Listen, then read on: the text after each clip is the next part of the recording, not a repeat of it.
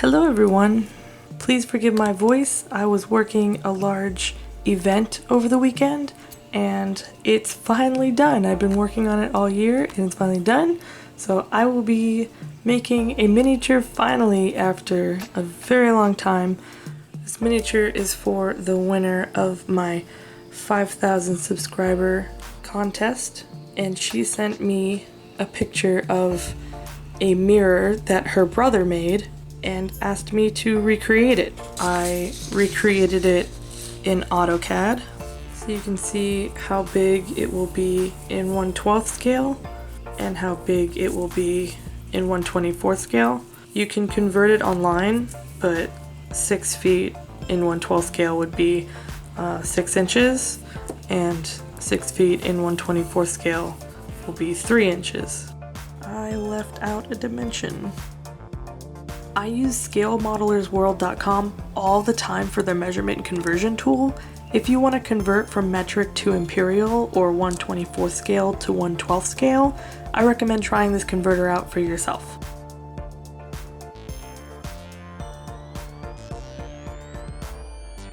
I used my 4.23 by 4.23 millimeter scaled lumber for the frame. I carved the grooves by hand using a rounded diamond file. I buy all my diamond files on Amazon or at woodworking conventions near me.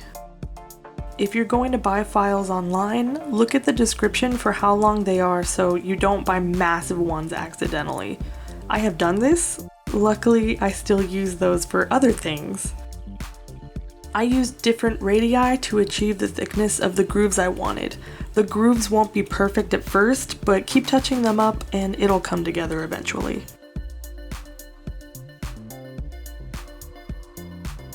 Round off the rough edges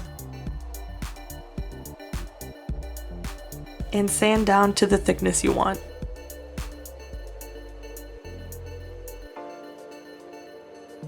Cut all 8 pieces at the appropriate angle. They're not all the same, so making copies isn't a good idea.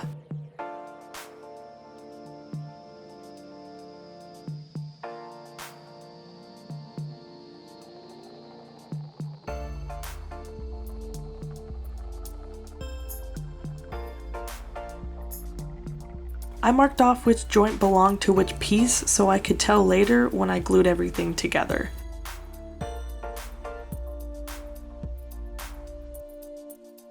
I stained everything with a dark walnut finish before gluing together. If you glue first and then stain, you won't be able to penetrate the areas that have glue on them, and thus will have patches where patches are not wanted. While the stain sets in, I grab a really clear, thick plastic and spray it with Krylon looking glass mirror paint. You definitely should not spray it on grass, but that patch was super dead anyway, and I was so tired. After a couple of coats, the unprotected backside should look like this, and when you flip it over, it's pretty reflective. I had my doubts with this brand, but it really did its job without me having to buy and cut an actual mirror. I traced out a template to use for cutting cardboard as backing for the frame.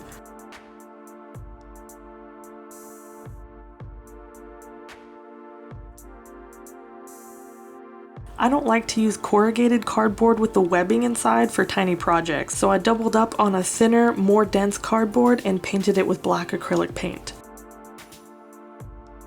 I tested a bent, ruined part of the mirror before doing anything official because you just never know when something's going to mess up, and you can't control Z in real life.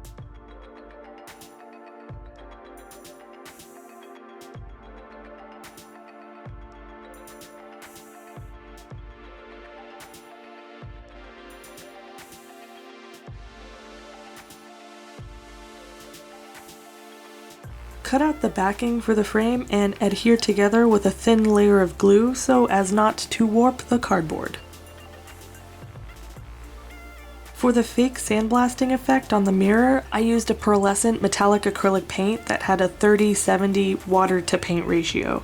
I had to paint the beginning of this off camera because I just could not see what I was doing, and it was such small, thin lines. You can tell I don't even know how to start. Once I got the hang of it, I turned my camera back on and recorded what I could. I actually switch brushes as well. I don't paint often, so deciding which brush to use and how to use it properly is still a big ol' mystery to me. This paint job is like, wow, not perfect, but it's the job I did. I used a toothpick to scrape off some of the paint and straighten some lines.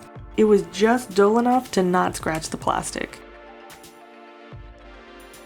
Let the paint dry and glue the frame together.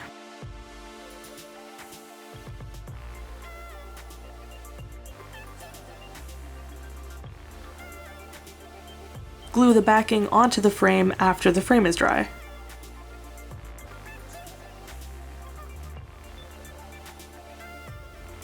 I used E6000 adhesive to stick the plastic onto the painted cardboard.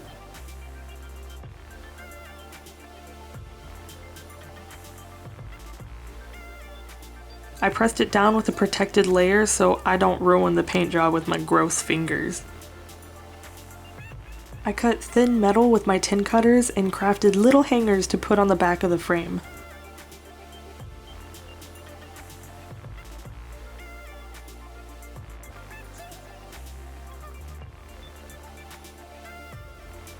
I matched them along the hexagonal points on the frame and glued them with E6000.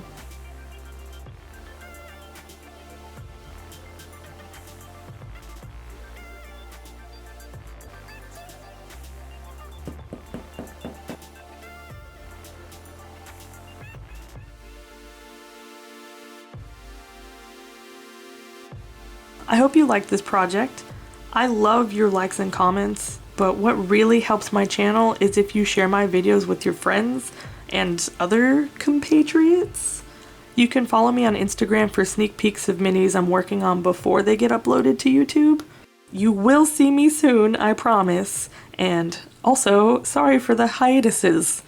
Hiatuses. Sorry for those.